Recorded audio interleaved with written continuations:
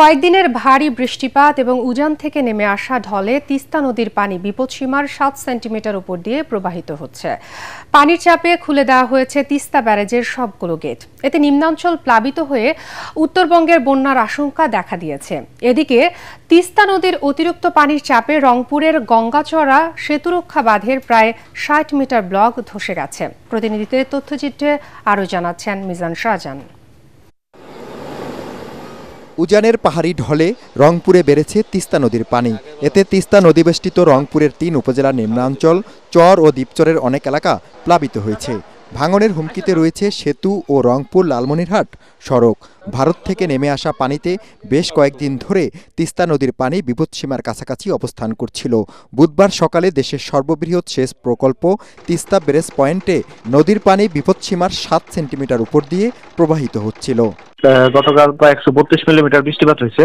আমাদের বর্তমানে যে পানির লেভেল আছে সেটা ডেঞ্জার লেভেল থেকে 4 সেন্টিমিটার উপর দিয়ে প্রবাহিত হচ্ছে, যেটা নাকি আপনার সকালে ছিল প্রায় 7 সেন্টিমিটার উপরে। পানি উন্নয়ন বোর্ড জানিয়েছে, আগামী দুদিন তিস্তা সহ উত্তরাঞ্চলের নদ নদীর পানি বাড়ার আশঙ্কা রয়েছে। উজান থেকে নেমে আসা পানি এবং মৌসুমী বৃষ্টিপাতের ফলে চাঁপাইনবাবগঞ্জ জেলার পদ্মা এবং এর অববাহিকা অঞ্চলে বেশ কিছু নিম্নাঞ্চলে পানি ঢুকে গেছে।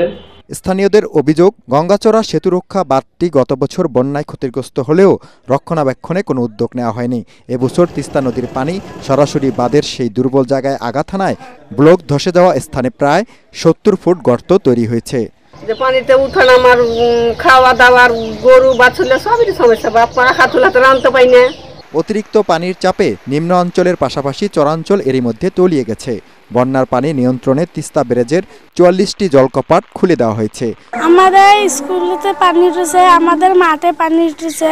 ত্রাণ কোনো 400-500 মেট্রিক টনের বিষয় না, আমরা তালিকা করতেছি, যাদের যে ধরনের দরকার আমরা সেভাবেই দেব। একজন মানুষও যাতে না খেয়ে থাকে না বা কষ্টে না থাকে সেই ব্যবস্থা আমরা করতেছি। রংপুর, কুড়িগ্রাম, লালমনিরহাট, নীলফামারী, চাঁপাইনবাবগঞ্জ সহ উপকূলীয় এলাকার বাসিন্দাদের সতর্ক অবস্থানে থাকতে নির্দেশনা দিয়েছে পানি উন্নয়ন বোর্ড।